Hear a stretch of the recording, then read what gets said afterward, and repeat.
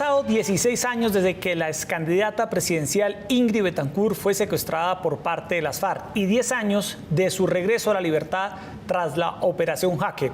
En las últimas horas, Ingrid ha conmovido al país con nuevos detalles de lo que fue su secuestro. Fueron en total 2.321 días, 6 años, 4 meses y 9 días exactamente.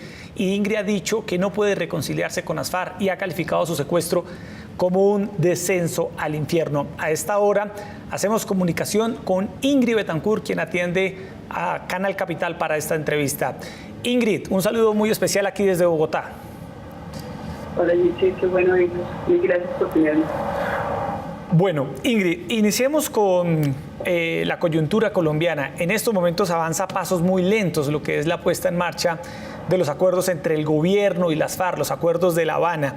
Y hay alguna preocupación porque lo que tiene que ver con la verdad, la justicia y la reparación avanza a pasos no muy significativos, realmente a pasos muy lentos. ¿Usted qué lectura hace de lo que está aconteciendo en Colombia con este acuerdo con las FARC? Bueno, lo que yo diría es que este es un proceso delicado que incluye a miles de colombianos y que por lo tanto hacer la verdad sobre cada caso va a tomar tiempo y vamos a tener que aprender a ser pacientes. Pero a pesar de lo que fue mi experiencia personal en manos de las FARC, o más bien precisamente por eso, siempre he estado apoyando el proceso de paz, porque creo que esta es una oportunidad que tenemos en la historia nuestra de dejar el pasado, de salir de esa maldición de la guerra y de reescribir un futuro donde los que vienen, los niños de hoy, los jóvenes de hoy, no tengan que conocer y no tengan que sufrir lo que a nosotros nos tocó vivir. Entonces, en ese sentido, yo pienso que lo que hay que recoger es que se está avanzando. Sí, lentamente, pero se está avanzando. Ingrid, hay preocupación además por las disidencias de las FARC. Varios exguerrilleros decidieron seguir en la criminalidad y hay preocupación porque muchos de ellos están vinculados claramente con el negocio del narcotráfico. Sobre el tema de las disidencias, ¿qué riesgos ve usted, Ingrid? Es un riesgo grave para las FARC, porque obviamente eso puede deslegitimar la credibilidad del proceso. Sin embargo, yo creo que aquí lo que se está presentando es una división franca entre aquellos que tienen la esperanza de contribuir a la paz y a la política y a la construcción de una nueva sociedad para los colombianos, y aquellos que de frente se autodefinen como narcotraficantes, secuestradores, terroristas. Y yo creo que ante esa realidad, pues lo único que puede caber es el peso de la ley. Y yo creo que este es el reto que tenemos los colombianos, hacer que el proceso de paz sea un proceso que se dé dentro del marco de justicia, obviamente de generosidad para aquellos que nos cumplen con la paz en Colombia, pero para los que se devuelven al crimen, yo creo que el peso de la ley y el enfrentamiento con las fuerzas del orden en Colombia tiene que ser sin cuartel. Sí, en ese sentido, Ingrid, muchas personas dicen, bueno, se ha puesto fin, se ha logrado desmovilizar a la guerrilla de las FARC, está el conflicto con el ELN, con las bandas criminales, pero hay una pregunta que muchos actores se hacen y es si de verdad algún día Colombia va a poder alcanzar la paz, esa tranquilidad, el hecho de que no haya violencia en los campos, porque se ha desmovilizado las FARC, pero seguimos viendo hechos de violencia. ¿Usted cree que en Colombia habrá algún día donde realmente podamos estar en paz, Ingrid? Sí, yo creo que podemos estar en paz, pero pienso que también es una decisión que conlleva una evolución, si se quiere, de la cultura colombiana. La paz está nutrida de una serie de realidades, entre las cuales está la corrupción, está el narcotráfico, está la violencia cultural, la violencia primero de la palabra, pero también la violencia, por ejemplo, familiar, la violencia social. Y yo creo que si nosotros queremos realmente darnos la oportunidad de vivir en paz, tenemos que saber que tenemos que ir tocando todos esos espacios donde la paz se vuelve esquiva. Pero yo sí tengo la confianza y sobre todo la esperanza que con una justicia que oiga a las víctimas, con una justicia que investigue y aclare lo que fueron los sucesos en torno a los dramas de cada cual, con una justicia que condene cuando haya que condenar, pero que sepa ser generosa cuando al frente haya arrepentimiento y haya realmente una actitud constructiva para Colombia. Yo creo que si nosotros unimos justicia y verdad, estamos realmente dándonos una posibilidad grande de ir retomando los espacios de la paz y ir conquistando esa paz que nos parece muchas veces tan esquiva. Ingrid, y en ese sentido usted ha sido muy honesta y muy clara y muy contundente al señalar que no es fácil perdonar, que no hay manera a través de la cual usted se puede reconciliar con las FARC luego de ese secuestro tan cruel, tan despiadado del que usted fue víctima. ¿Es así, Ingrid? ¿Es difícil perdonar? Es muy difícil perdonar. El camino que yo he recorrido es un camino de perdón individual y de perdón hacia las personas concretamente que me hicieron sufrir, pero los actos muchas veces sádicos o perversos de los cuales fuimos víctimas, no solamente yo sino también mis compañeros, son actos que considero no pueden perdonarse. Y es en ese sentido que estoy íntimamente convencida de la necesidad de finalmente entregarlos a la justicia para que esos actos sean valorados y sean juzgados. Y en últimas, independientemente de lo que pueda hacer la justicia, y en este caso la JEP, que es la jurisdicción encargada de estos casos, yo creo que realmente es Dios el único que puede reconciliarnos con estas actuaciones que son humanamente inaceptables, intolerables, que son indignas del ser humano. En ese relato que usted le dio a la Jurisdicción Especial para la Paz, dice usted, Ingrid, que una de sus obsesiones siempre en medio del secuestro era escaparse, era fugarse. ¿Cómo fueron esos intentos de fuga, Ingrid? ¿Qué pasaba por su mente? ¿Cómo era el escenario para una posible fuga? ¿Y qué venía después cuando todos estos intentos se frustraban? Bueno, una fuga se preparaba obviamente con mucho cuidado porque eran muchas los condicionantes de una fuga. Había primero que tener algún tipo de provisiones para comer durante la fuga. Se necesitaban aditamentos, como por ejemplo, si uno iba a meterse en el río, era importante tener flotadores, y eso los hacíamos con los timbos, con los frascos de aceite vacíos que la guerrilla descartaba. Se necesitaban zapatos adecuados que pudieran no salirse y no perderlos en el río. Entonces había que amarrarlos de manera que esto pues es decir, caminar en la selva sin botas es imposible, es decir, realmente es algo muy complicado. Entonces eran una cantidad de detalles, había que buscar sogas, había que buscar era realmente preparar la cosa, pero más allá de lo físico y obviamente de estar preparado físicamente, porque había que entrenarse físicamente y no teníamos realmente muchas posibilidades de hacerlo, era la parte psicológica la que era muy difícil, porque uno es claro que en el momento de una fuga uno está paralizado por el miedo. el miedo de que lo vayan a agarrar a uno, el miedo de que lo vayan a matar, el miedo de morirse en la fuga, porque la selva es peligrosa. Y tocó aprender a actuar haciendo de lado el miedo.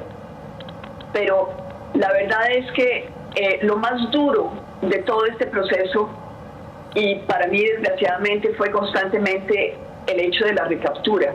El único finalmente de todos nosotros que logró escapar fue John Frank Pinchao, que yo considero es un héroe de toda esta historia, porque tuvo la valentía de salir de ese cerco y de mantenerse 17 días sin comer, en esa angustia de la soledad de la selva, buscando la salida. Y una vez, en el caso mío, al ser recapturados, no solamente la depresión del fracaso de esta gesta, sino también la confrontación con aún más crueldad, aún más sadismo, aún más violencia, aún más perversidad. Y este sentimiento de estar enfrente a un enemigo que, porque uno logró soltarse de las garras por unos días, lo odiaban a uno todavía más y se la querían cobrar de una manera muy, muy violenta. Eso es lo que recuerdo. ¿Y alguna fuga que usted recuerde, Ingrid, en medio de tantos intentos, que alcanzó a tener algún grado de éxito? ¿Alcanzó en su momento a alejarse una buena distancia del lugar donde la mantenían secuestrada? ¿Hubo algún intento de fuga con cierto éxito? Sí, yo diría que varios.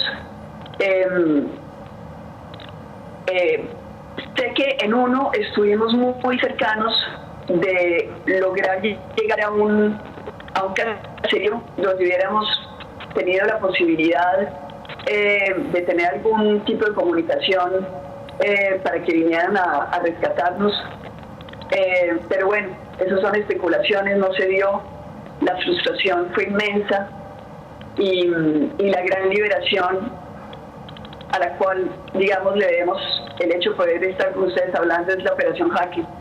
Y es a ellos, a esos soldados que se jugaron la vida por nosotros, que hay que hacerles un reconocimiento. ¿Qué recuerda usted de la Operación Jaque 10 años después de este operativo que permitió su regreso a la libertad? ¿Qué es lo que más recuerda de ese operativo? Pues recuerdo todo, intensamente. Estas son memorias que le quedan a uno grabados como al rojo vivo en el cerebro.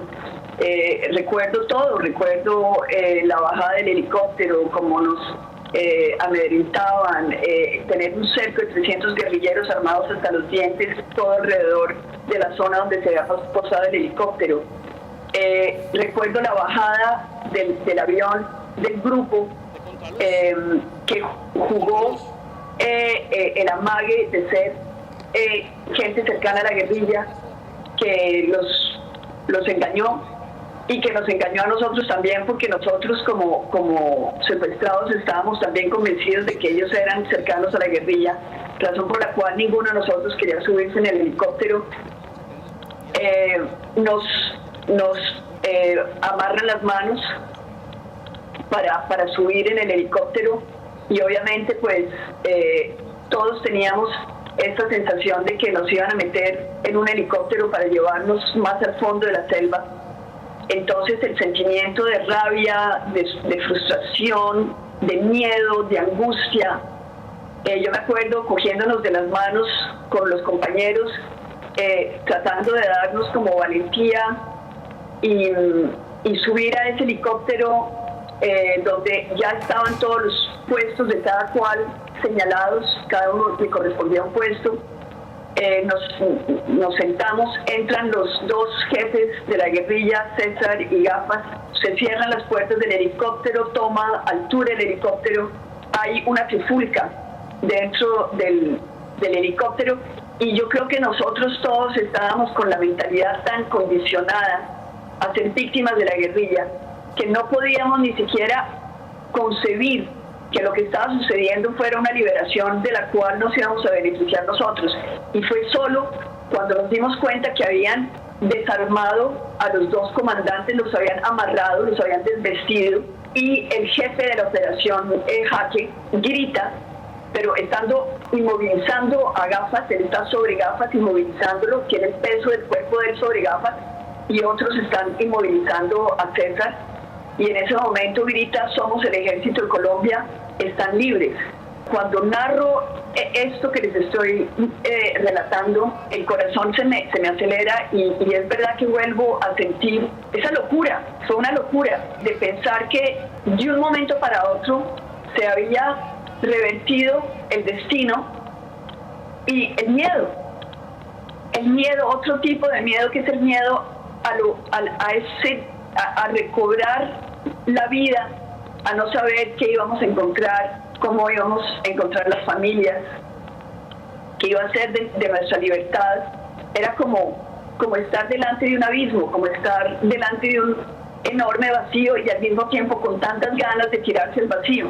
Recordamos esas imágenes suyas, Ingrid, usted en el helicóptero llorando de la alegría, llorando de la felicidad, y quisiera preguntarle, Ingrid, si durante su largo cautiverio usted alcanzó a perder la fe, usted alcanzó a imaginarse no libre, alcanzó a imaginarse muerta en medio de este difícil secuestro. Yo me alcancé a imaginar muerta, pero nunca perdí la fe. Y yo sé que esto puede sonar contradictorio, pero en el momento en que pensé que la enfermedad... hay que decir que habíamos tenido compañeros que las FARC habían dejado morir, como por ejemplo el capitán Guevara. A él lo hubieran podido atender y lo dejaron morir. Y para nosotros estar enfermos en la selva era muy angustiante, porque muchas veces los comandantes simplemente decidían no darnos los medicamentos o demorar los medicamentos para producir en nosotros mayor dolor. Obviamente hay enfermedades como la malaria que son muy duras, porque tiene uno convulsiones a las 6 de la tarde todos los días, y eran 3 pastillas que tenían que darnos, y si no nos las daban entrábamos en convulsión, y es físicamente una experiencia, es una tortura física, es una enfermedad muy violenta. Y eso lo hacían, no nos daban medicamento, no nos daban tratamiento. En el caso mío, por ejemplo, en ese momento en que estuve muy enferma, el comandante mandó a una enfermera, supuestamente enfermera guerrillera, que nunca había cogido una jeringa de su vida, a sacarme sangre, y lo que terminó fue chuzándome los brazos tanto que fue una flebitis muy muy fuerte, y finalmente en vista de la circunstancia, que fue muy grave, el comandante le dio la autorización a William Pérez de venir a ayudarme, y él fue el que me sacó adelante. Entonces, para nosotros estar enfermos era muy muy grave, y la posibilidad de morirnos de enfermedad era obvia, es decir, era algo que nosotros teníamos que enfrentar, y yo lo enfrenté pensando que de pronto eso era el designio de Dios, y que era tal vez la liberación mía, y sobre todo la liberación de mis hijos. Es decir, que mis niños no siguieran hipotecando su vida, esperándome y perdiendo los mejores años de su vida, entre paréntesis, porque no la podían vivir plenamente, porque estaban en la angustia de mi ausencia. Entonces, en ese sentido, no perdí la fe, pero sí pensé que de pronto la muerte era una liberación. Usted ha dicho también que dentro de las FARC había una política clara en contra de la mujer. Quiero preguntarle qué pasaba con las mujeres de las FARC, con las mujeres guerrilleras en los campamentos. Ellas, ¿cómo reaccionaban ante los maltratos que cometían los guerrilleros en contra de usted por su condición de mujer, Ingrid? Ellas eran solidarias conmigo. Ellas eran solidarias, pero también hay que entender que la mujer guerrillera traía un bagaje de vida muy complicado. Eran niñas que habían sido abusadas, que habían en su mayoría conocido violencias domésticas, que habían sido violadas por sus familiares, algunas, que habían estado en la prostitución, y para ellas el hecho de estar en la guerrilla y de tener un fusil, a pesar de es decir, todo el machismo que había en la guerrilla, que era para mí obvio, y los comportamientos misóginos de los guerrilleros, en particular también con las guerrilleras, ellas no lo veían así, porque para ellas era casi que era un espacio, una situación tan mejorada en relación con la situación de la que ellas venían de su experiencia personal antes de la guerrilla, que ellas no... Por ejemplo, me acuerdo haber tenido una discusión con una de ellas sobre precisamente el machismo, porque para mí era muy difícil ver cómo las trataban, cómo las usaban, y ella estaba convencida de que la guerrilla, porque también los endoctrinaban en pensar que la guerrilla no era machista, y me dijo, es que la guerrilla no es machista, yo no tengo que lavarle la ropa a mi compañero. Y para ella el hecho de no tenerle que lavar la ropa al compañero era la prueba de que la guerrilla no era machista. Entonces, obviamente, había un espacio, una distancia cultural entre nosotras, que lo que yo veía, ellas no lo veían, no lo podían ver así. Ingrid, 16 años después de su secuestro, 10 años luego de su liberación, usted está viviendo actualmente en Europa. Usted internamente, ¿qué cree que ha podido superar y qué cree que no ha podido superar? Se lo pregunto porque usted ha hablado de cicatrices imborrables, de paranoia en las relaciones humanas, de temas relacionados con la soledad, que son cicatrices que dejan un largo secuestro. ¿Usted qué ha podido superar y qué no? Bueno, yo creo que yo he podido superar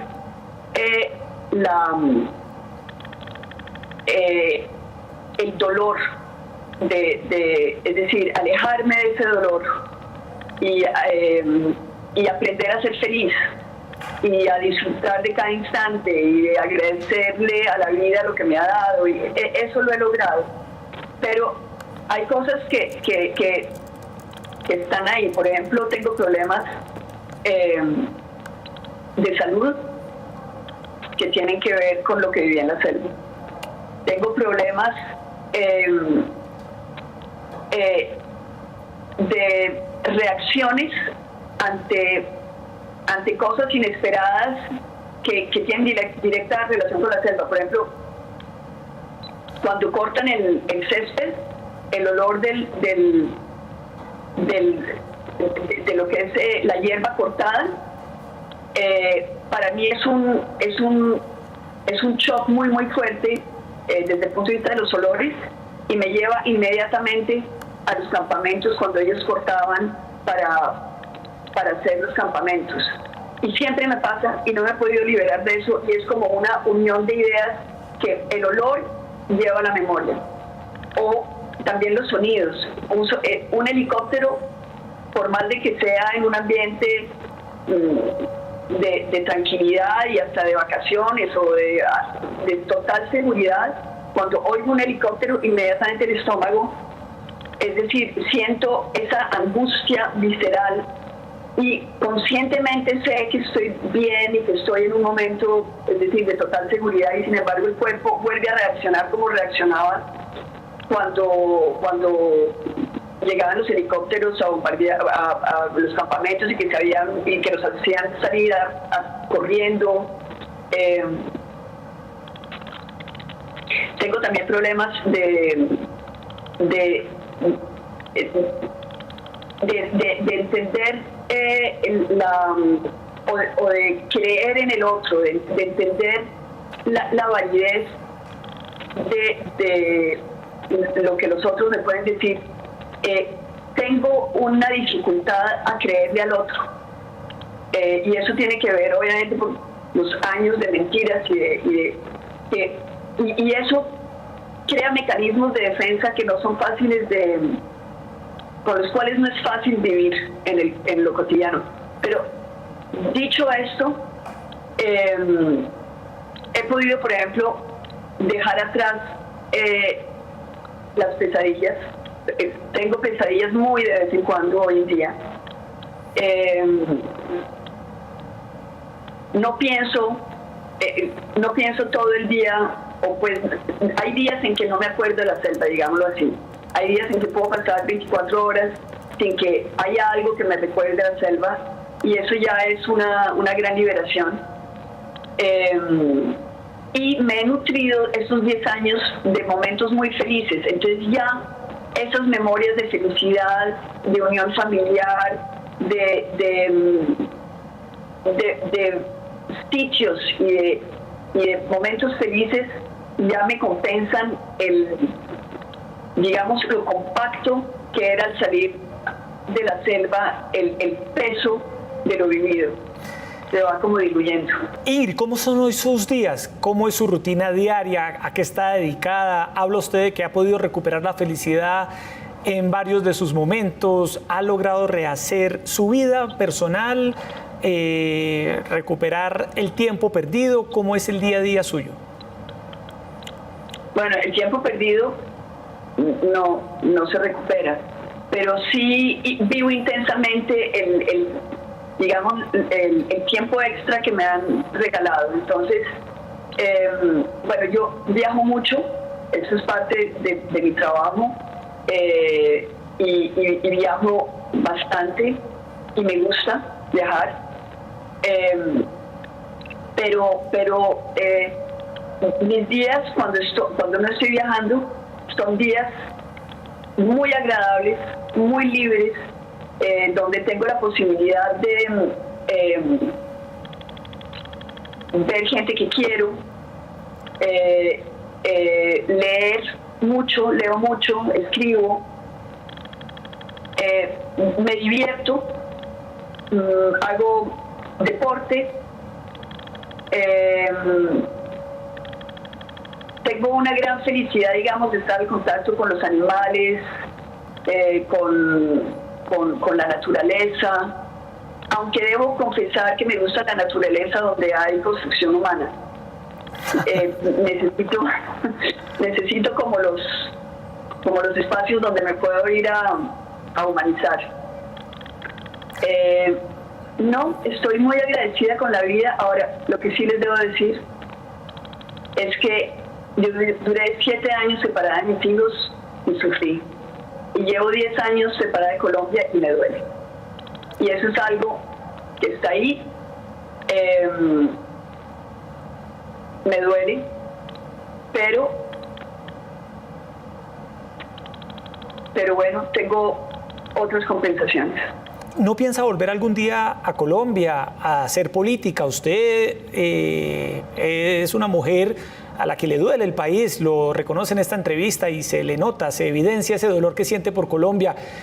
¿No está dentro de sus planes, Ingrid, volver un día a Colombia, volver a hacer política, venir a dictar clase a una universidad, venir a asesorar a tantos jóvenes que quieren hacer política en el país? Usted aquí tiene, de alguna manera, mucho por hacer en este país. Sí, te agradezco que me diga eso, porque eso me hace bien. ¿Pero ha pensado en volver algún día? Mire, yo para serle muy franca, para mí fue muy, muy duro la reacción de Colombia con las reparaciones. Era algo sobre lo cual yo creo que todas las víctimas del terrorismo, y en particular los secuestrados, teníamos derecho, pero en el caso mío particular se formó, es decir, fue un tiro al blanco en contra mía, y me sentí tan incomprendida y tan calumniada, es decir, sentí que la opinión pública no había entendido lo que había sido el drama nuestro, y siento sinceramente que la razón por la cual para mí es tan importante que se haga justicia, y porque vine, o por lo menos quise estar presente, así hubiera sido por las ondas a través de Skype y todo eso, y hacerme presente dando mi relato ante la JEP, es porque considero que si no hay verdad, no hay justicia, y si no hay justicia, no hay seguridad, no hay confianza. Es decir, yo necesito volver a crear lazos de confianza con mi país. Sentir que si voy a Colombia, independientemente de nuestras diferencias ideológicas, de que no compartamos la manera de analizar el país, de que podamos estar en voces diferentes, que podamos hablarnos, que podamos discutir nuestras diferencias, sin que eso signifique odio, sin que eso signifique señalar al otro, tratar de despedazarlo, que es como me sentí cuando sucedió todo esto. Entonces,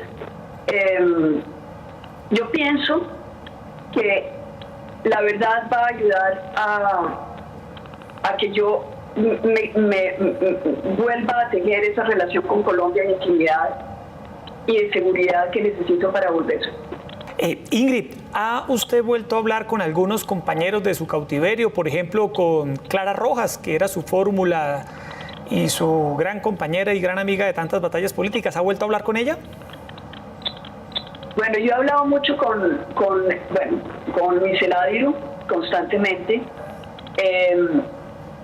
con Johnson Pinchao mucho, con William Pérez me manda o nos mandamos como informaciones de en qué estamos, cómo vamos.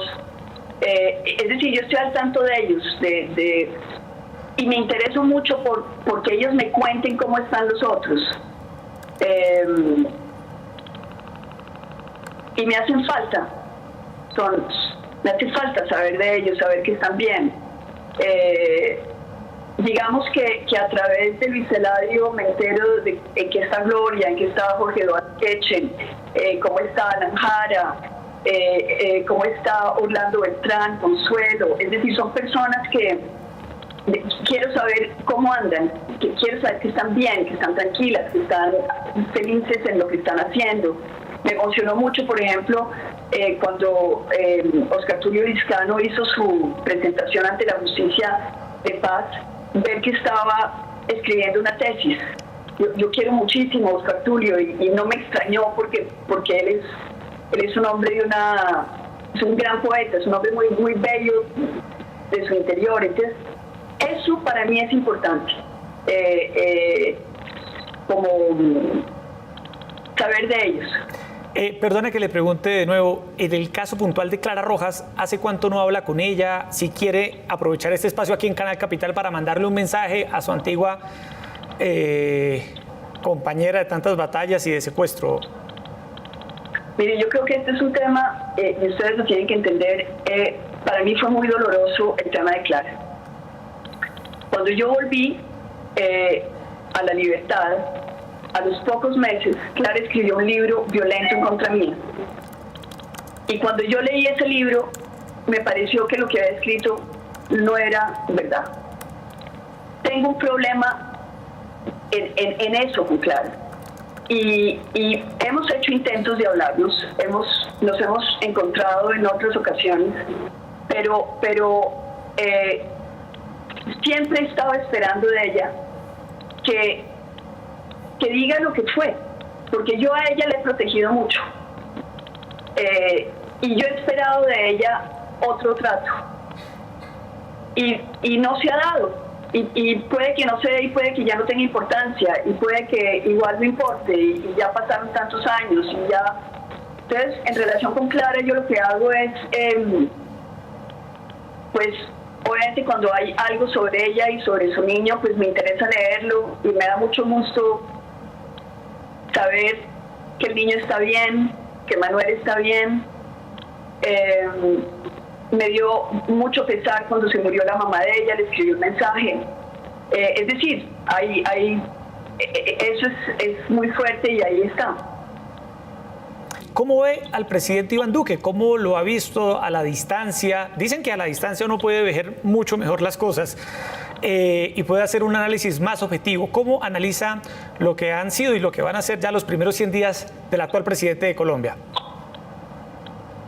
Pues mire, yo diría que todavía estoy esperando hacerme una idea. Creo que estos meses han sido para personas que estamos como por fuera del escenario político, han habido una serie de mensajes contradictorios. Y eso es bueno cuando uno siente que las cosas van jalando hacia lo que uno piensa que hacia donde el país tiene que ir, y es malo cuando va para el otro lado, pero esa es la vida. Es decir, lo que sí me parece es que él tiene una gran presencia. Él estuvo hace poquito en Italia y dio unas entrevistas que eran difíciles. Eran entrevistas con personas no necesariamente afines a su familia ideológica, digámoslo. Y me pareció que lo hizo con altura. Me pareció que lo hizo con elegancia por Colombia, y eso me dio tranquilidad. Entonces, pues hay que esperar, vamos a ver. Ingrid, en el tema del ELN, en estos momentos hay una incertidumbre sobre lo que pueda pasar con el proceso de paz con la guerrilla del ELN. ¿Qué llamado le hace usted tanto a la guerrilla del ELN como al gobierno Duque frente a este proceso de paz? Yo los llamo a tener una gran madurez en cuanto al momento que se está viviendo. En el mundo y en Colombia ya no hay espacio para la delincuencia y para el terrorismo. Ellos tienen en este momento la posibilidad de tomar un camino que yo creo que ha sido un camino muy generoso, que es el camino del proceso de paz con las FARC. Desechar ese camino es tomar la opción de ser perseguidos y de ser probablemente abatidos, sin haber finalmente logrado nada para que Colombia sea mejor. Yo creo que en la guerrilla del ELN hay un bagaje histórico de una reflexión cristiana para un país más justo. Si ellos no entienden que esa es la oportunidad de que lo que ellos hicieron durante años, mal o bien, pueda finalmente culminar en una opción para Colombia de reflexión sobre valores y principios que eran los que ellos decían defender. Si no lo hacen, es botar a la basura la vida de todos aquellos que murieron en esa guerrilla luchando por unos ideales. Entonces yo creo que son esos momentos de definición en la vida donde uno define uno quién quiere ser. Ellos tienen la posibilidad de ser políticos, revolucionarios, pero es decir, en la manera revolucionaria digna, como uno puede entender el término, o pueden ser bandoleros, secuestradores,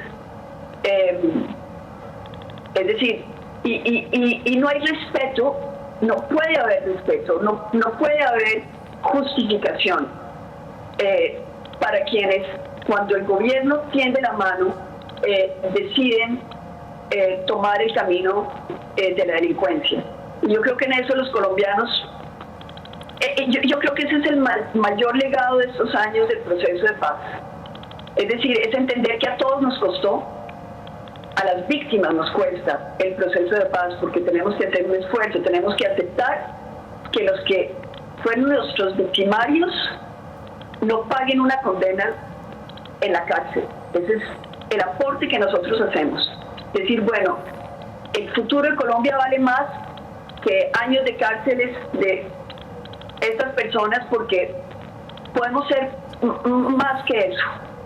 Pero si ellos no lo entienden y no lo ven así, y no entienden la generosidad de Colombia, porque yo creo que Colombia ha sido muy generosa, yo creo que va a haber la necesidad de un fortalecimiento de nuestras fuerzas militares, porque no podemos seguir aceptando que hayan este tipo de delincuencias en el país. Usted fue secuestrada cuando era candidata presidencial y su sueño era ser presidenta de Colombia. 16 años después de su secuestro, 10 años luego de su liberación, ¿usted aún sueña con ser presidenta de Colombia algún día? No, yo no sueño con ser presidente de Colombia, pero sí sueño con una Colombia como la que yo hubiera querido si yo hubiera sido presidente. Es decir, yo estoy convencida que hoy en día tenemos líderes jóvenes extraordinarios que comparten mis sueños, que comparten mis exigencias, mis principios y que son los abanderados de hoy.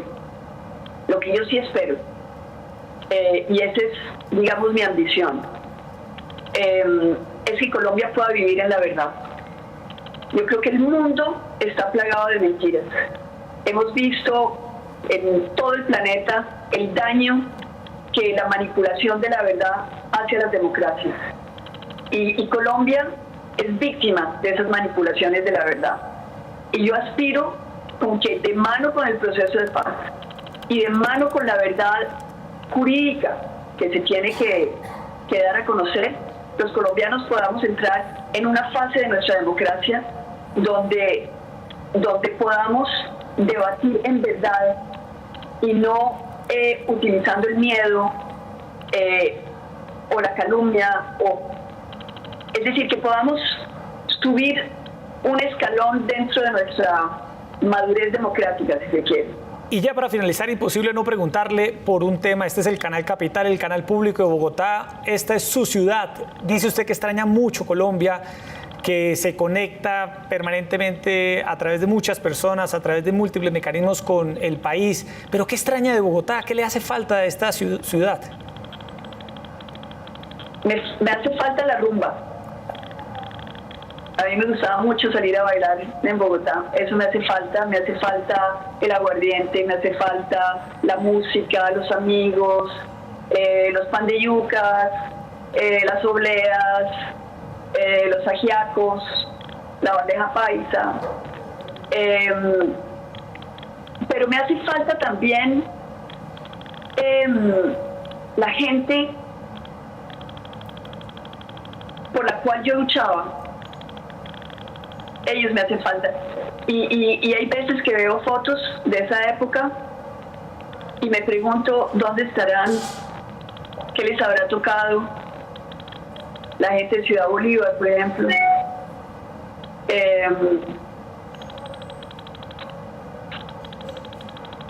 Sí, eso me hace falta. Ellos me hacen falta. Ingrid, pues muchas gracias por atender esta entrevista con Canal Capital, con el canal público de Bogotá. Y pues nada, como siempre, le deseamos la mejor de las suertes en su vida diaria. Muchas gracias. Gracias, sí, muy bellos. Gracias por haberme invitado a su programa. Muchas gracias. Gracias. Y a todos ustedes, muchas gracias por estar esta noche, como siempre, aquí en Opina Bogotá de Canal Capital, con un testimonio histórico, un testimonio de Ingrid Betancourt, quien en las últimas semanas ha acudido a la JEP a contar, a relatar lo que fue su secuestro. Como siempre, los esperamos mañana, 8:30 p.m., aquí en Opina Bogotá de Canal Capital. Muy buenas noches.